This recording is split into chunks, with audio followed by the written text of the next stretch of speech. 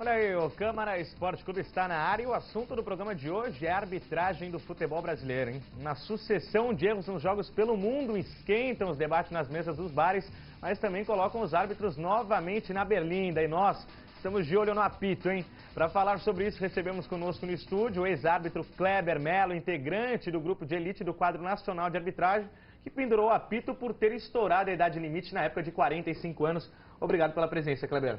Eu que agradeço a chance aí de estar presente com o Câmara Esporte Clube. Espero poder ajudar as pessoas a entender um pouquinho mais da regra aí e essa carreira que não é tão grata como todo mundo pensa. Também conosco a diretora social do Sindicato dos Árbitros de Futebol do Estado de São Paulo, Renata Ruel, que é árbitra assistente na ativa, inclusive da Série A do Paulistão. Muito obrigado, Renata, pela presença. Eu que agradeço. É um prazer enorme estar aqui, assim como o Kleber. Espero poder ajudar a mostrar um pouquinho do que é a realidade da arbitragem que poucos conhecem. Vamos começar esse debate? A gente escuta muito, inclusive num ex-árbitro famoso, que a regra é clara. A regra é clara na visão de vocês dois, Kleber? Não, não é clara. Tanto não é que ela merece interpretação, né? E só o fato de ser interpretada, eu costumo dizer que a regra não é clara, ela é interpretada. E aí nos olhos de muita gente treinada de várias formas. Eu acho que é a interpretação que faz a diferença da regra.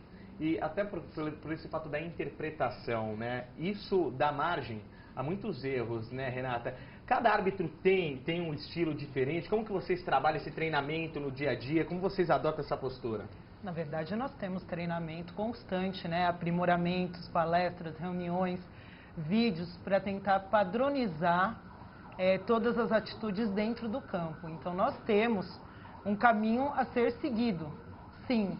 Só que dentro do campo a realidade é diferente, né? É muito fácil você assistir um jogo na televisão, da arquibancada, você vê um lance com 18 câmeras de 18 ângulos diferentes e você está dentro do campo tendo uma visão só.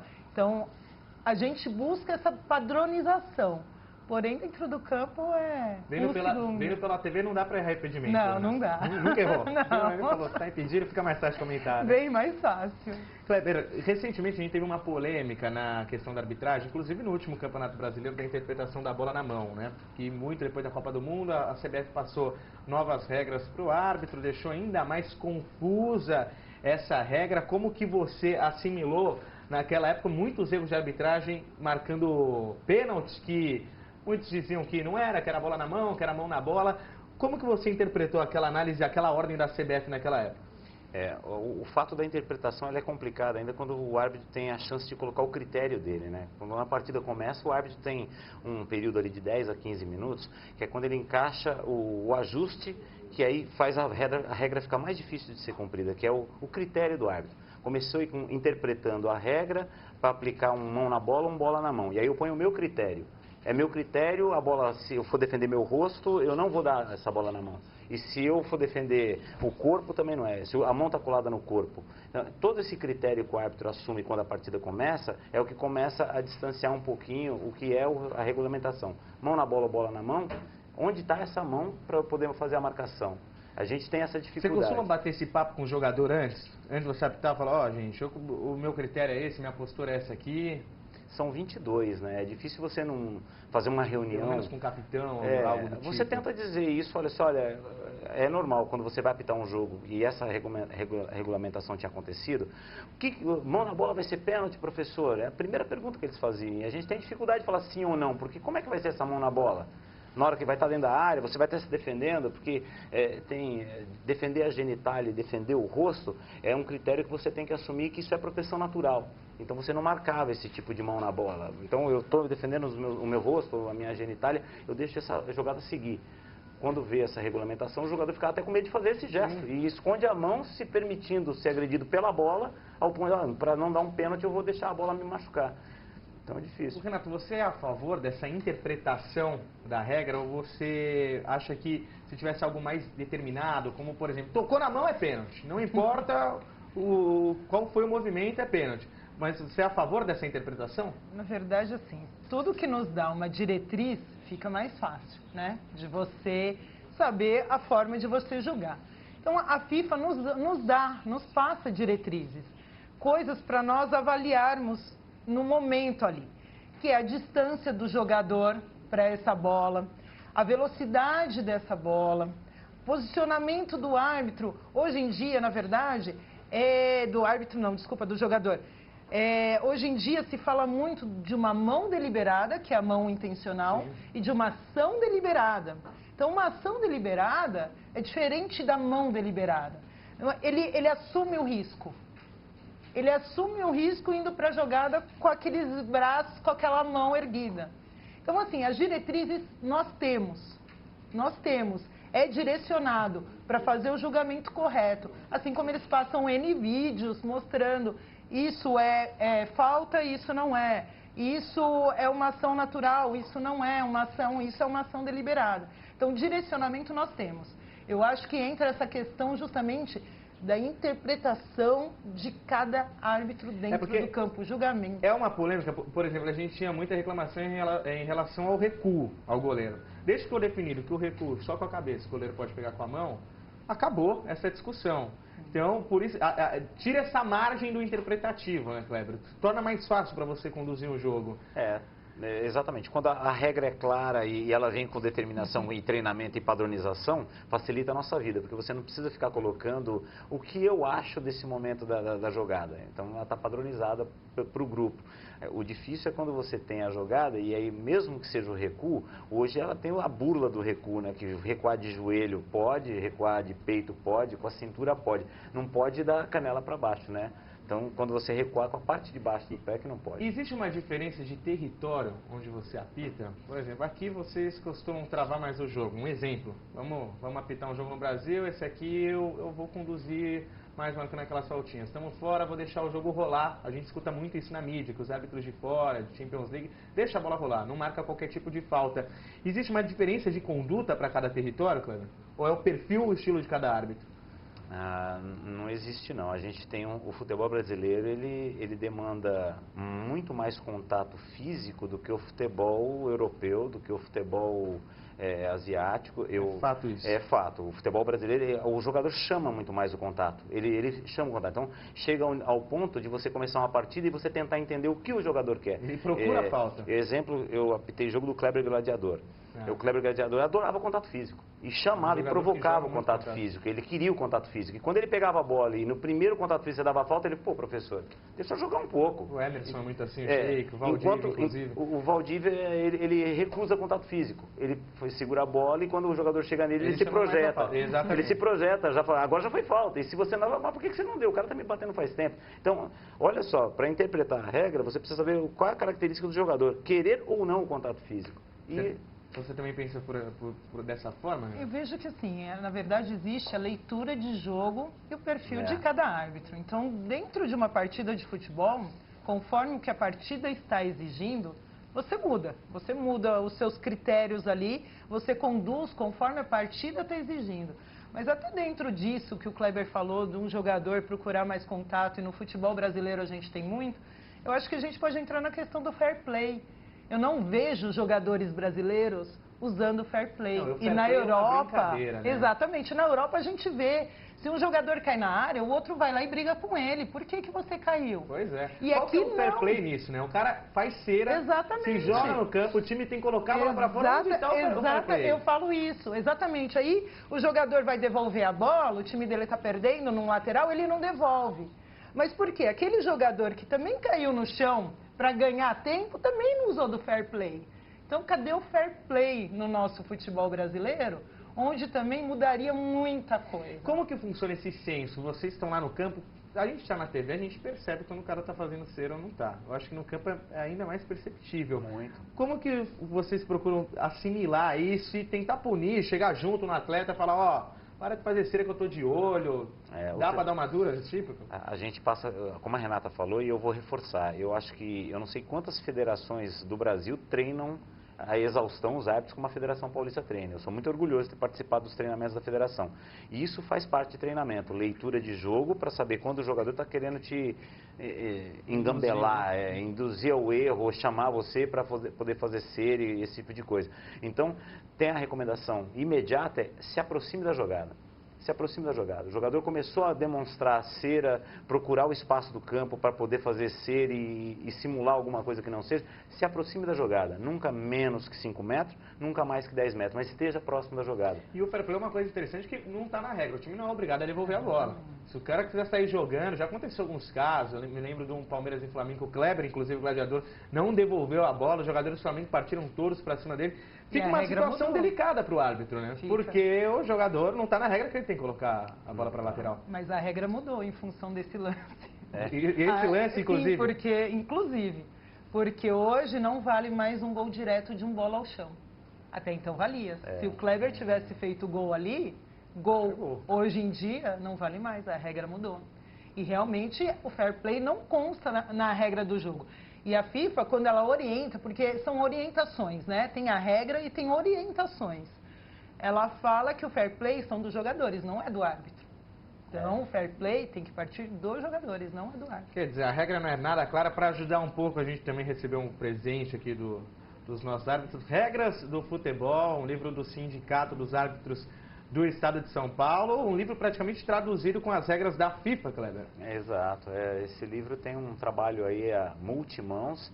Alguns ex-árbitros e dirigentes do sindicato fazem mais que uma versão da tradução para poder chegar ao livro, para não ter interpretação errada de palavras que num outro dialeto poderiam ser encaixadas de forma errada e fazer a regra ficar mais rígida do que ela já é. São só 17 regras. Só. São. Com toda essa margem de interpretação. E um livro e muitas interpretações. Renata, já que a regra não é tão clara assim, o uso da tecnologia no futebol, como você enxerga? Em alguns pontos ela ajuda, como que foi testado agora na Copa do Mundo. Bola com chip. Se a bola com chip, se ultrapassa ou não a linha. Porque tem lances que são impossíveis para o ser humano. Com o adicional, nos jogos que tem o adicional atrás do gol, um lance de a bola entrou ou não, ainda fica fácil. Agora, um assistente, uma falta que é cobrada lá da intermediária, direta para o gol, esse assistente, o árbitro assistente, que ele tem que estar na linha do penúltimo jogador, ele não tem a velocidade da bola para chegar até a linha de meta e ver se essa bola entrou ou não. Então, em alguns pontos ajuda sim. Eu tenho duas perguntas para fazer em relação a erros. Vocês percebem quando vocês erraram pela reação dos jogadores? Principalmente um jogador que não costuma reclamar muito, aquele cara que vocês conhecem já, que é mais sereno. Muitos falavam que o Marcos tinha esse perfil. Quando o Marcos reclamava, o árbitro falava, errei. O cara não, é um cara que não reclama com a arbitragem. Já aconteceu isso com vocês? Eu vou te garantir uma coisa, Leandro. É mais fácil perceber através da reação da torcida do que através dos jogadores. Porque os jogadores, eles se pronunciam o tempo inteiro com o árbitro. Tem uma conversa ali, um diálogo de jogadores com o árbitro. Muita gente pode pensar que não, mas os jogadores conversam o tempo inteiro e perturbam. A gente hoje que tem rádio, a gente fica com o rádio tentando se conversar entre o grupo de arbitragem e os jogadores ficam o tempo inteiro conversando com a gente. Mas o erro é muito mais detectado através de uma reação de torcida do que de jogadores. Porque quando você erra, o jogador, você está acertando para o lado de cá e o lado de lá está achando que foi erro para eles, e vice-versa. Mas a torcida se pronuncia de uma forma quando você erra que a gente se espanta, a gente se espanta. Eu acho que a Renata... Hoje é camburão. O que a Renata acha aí, mas eu quando acontecia aquele erro pequenininho e a torcida... Meu, você fala, eu errei, cara. A torcida está denunciando meu erro. Porque são muitos ângulos vistos ali e aí aquela reação coletiva te mostra que você errou. E aí, Renata? Na verdade, aí essa é a minha opinião pessoal. Eu não vou nem por jogador, porque é isso que o Kleber falou, porque o jogador reclama de tudo o tempo inteiro. E às vezes é um lance nítido que você acertou e eles estão reclamando que você errou. Nem a torcida e nem pela TV. Eu falo que eu chego dos meus jogos, eu vou para casa, eu assisto, coloco a TV no mudo e eu julgo os meus lances e eu julgo todos os lances. Porque mesmo os comentários de TV muitas vezes não é realidade. A imagem está mostrando uma coisa e eles estão falando outra. Kleber, a televisão já anulou o gol? O árbitro voltou atrás para ficar sabendo na hora ali, mostrou o replay, ficou naquela discussão, os jogadores pressionando, voltou atrás? Eu acho que foi um fato único aí. O Oscar Ruiz foi Ele foi corajoso em assumir uma imagem de câmera atrás do gol em um jogo, acho que na Colômbia mesmo, mas isso já foi criticado pela FIFA logo em seguida e foi tirado de possibilidade de interpretação usando imagem, né? Mas a gente não tem esse tipo de situação, a não ser com imagens resgatadas, alguma coisa que agora, poucos dias agora, um jogo na Europa, o jogo foi, os últimos 12 segundos da partida foram jogados no dia seguinte por conta de um pênalti que foi, voltou a cobrança, era para voltar a cobrança do pênalti, o árbitro inverteu, a cobrança não foi voltada, ele mandou dar um bola ao chão. Ele deu um tiro livre indireto, valia vaga para a final de um torneio, acho que sub-17 feminino, e teve um pênalti, a jogadora bateu, marcou o gol, mas a companheira dela invadiu a área. Exato. Então, como a bola entrou, seria para repetir o tiro penal. Isso aí. E a árbitra, na ocasião, ela deu um tiro livre indireto. Então, foi um erro que nunca ouvi falar antes, a FIFA voltou, jogar os 12 segundos finais, só a cobrança do pênalti. Estranho mesmo, né? Muito se fala nessa questão de voltar atrás por causa do ponto. É o ponto que hoje os árbitros usam para se comunicar.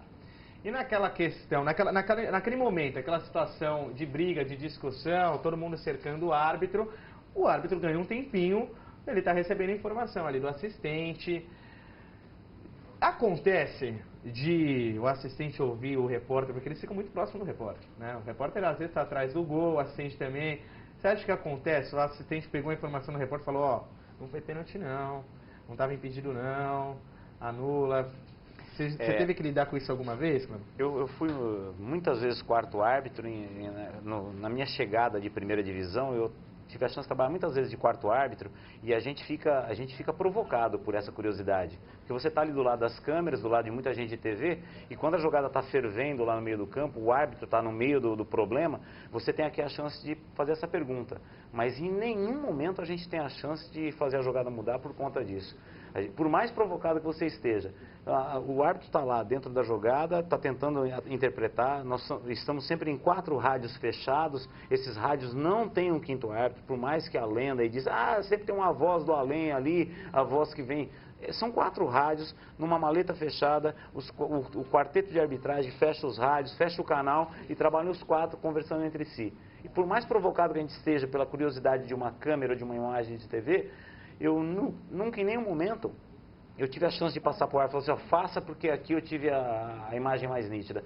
O árbitro precisa ter essa liberdade de decidir o que ele viu. Renata, algum repórter já tentou soprar ali no seu ouvido, você que é assistente, falou mais alto, reportou o lance, foi pênalti, estava aqui pertinho do lance, já chegou? Não, nunca chegou, e aí eu te pergunto, como que a gente vai acreditar também numa palavra de um repórter? E se ele é torcedor de um time? Pois é. E se ele é torcedor do outro time? Como que você vai acreditar naquilo que você está falando? Que ele está falando? Não dá. E independente, isso que o Kleber estava falando, que muita gente tem realmente essa curiosidade do rádio, né? Sim. Mas tem um ponto extra. Não tem, somos nós. E entre nós há a comunicação. Aconteceu agora no jogo Palmeiras e Mojimirim, onde eu estava trabalhando de árbitro assistente 2, que do lado do assistente número 1, o árbitro, o goleiro saiu para fazer uma defesa, e o árbitro viu que esse goleiro defendeu com a mão fora da área. E não foi, o assistente viu e marcou a falta. O assistente viu que foi dentro da área. Pelo rádio, ele informou. Não, foi dentro da área. Então, entre nós há comunicação, externa nenhuma. Exatamente. Essa volta para o intervalo, quando vocês sentem que erraram, lá dentro do vestiário, o que vocês procuram fazer? Procuram se informar para saber se errou mesmo? Esquece, se concentra para os 45 minutos finais? Então, existe toda uma ordem, e eu acho que inteligente, para a gente não se afetar com informações externas à partida. Então, quando a gente vai para vestiário, a gente tem uma ordem de desligar celular 1 hora antes, só ligar depois do jogo, não tentar evitar os contatos externos, extra vestiário, extra equipe de arbitragem, inclusive delegado de jogo, representante de federação, eles não têm acesso ao vestiário na hora do intervalo, exatamente para não contaminar a decisão do árbitro, porque o treinamento, ele é exímio, ele é exaustivo, e quando a gente está em treinamento, a gente descobre o seguinte, e a gente tem que assumir, Quando você errou uma vez, se você tentar compensar, é errar duas.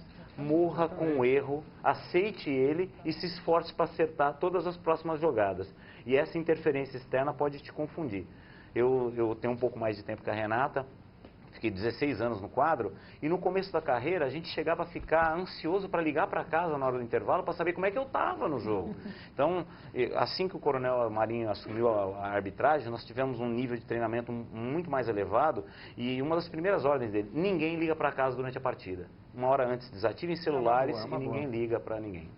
Renata, uma curiosidade, a árbitra, mulher, ela tem um vestiário particular? Como que funciona?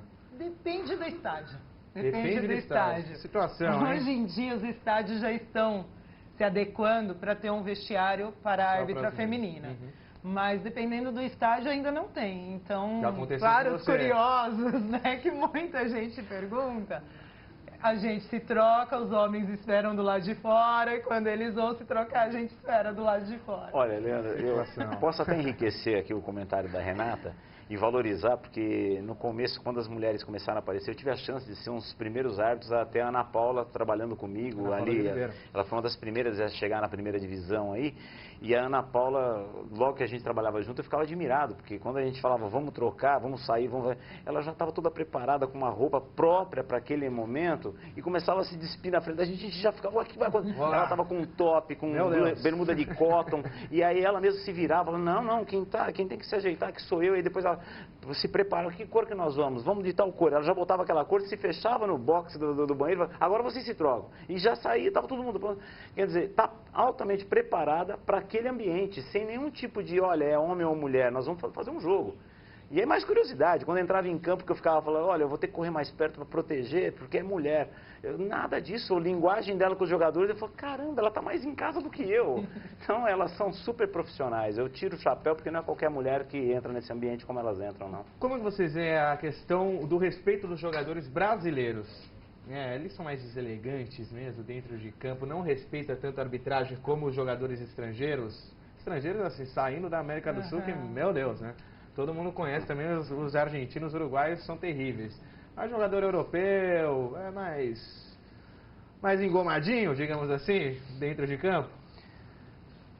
Eu acho que a gente tem uma característica do futebol nosso ser mais falado, né? Você percebe que o europeu tem muito mais técnica, toque de bola, lançamento, e o jogo muito mais técnico, orientado mesmo, orquestrado por um administrador, que é o técnico, um manager do time. No Brasil, a gente lida muito mais com a habilidade, com a firula, mas eu não acho que isso em nenhum momento a arbitragem consiga ser afetada porque o jogador quer ser firuleiro em campo. As meninas sofrem mais porque eles acham que pode ganhar um espaço com elas, né? Mas há poucos dias a Tatiana deu um show de autoridade ali na lateral. Foi isso mesmo. Eu costumo falar, mas não só as mulheres, a arbitragem em geral, né? Quem coloca o limite somos nós. Os jogadores vão até onde nós permitimos. É verdade. Então, é até aqui que você vai, daqui você não vai passar. Então, você tem que impor respeito, né? Não sendo autoritário, né? Não faltando com respeito, mesmo. Mas é impor respeito. E aí, é até aqui que você vai. Então, quem coloca o limite somos nós. E dali não passa. E a CBF mandou uma circular agora pra gente, falando disso também, que ela não quer mais jogadores fazendo bolinho no árbitro, reclamando. Isso veio da UEFA e chegou agora pra gente pela CBF. Jogador fez bolinho, jogador reclamou, jogador bateu palma, tchau, tá expulso. É isso aí. Então, nós vamos educar os nossos jogadores. Como? Dentro de campo. Tá certo, essa autoridade que a gente quer ver. Não sai aí, a gente vai para um rápido intervalo. Se sair, ó, o Kleber vai mostrar cartão vermelho, hein? Tá expulso, não tem chance. Fica aí que é rapidinho, a gente já volta.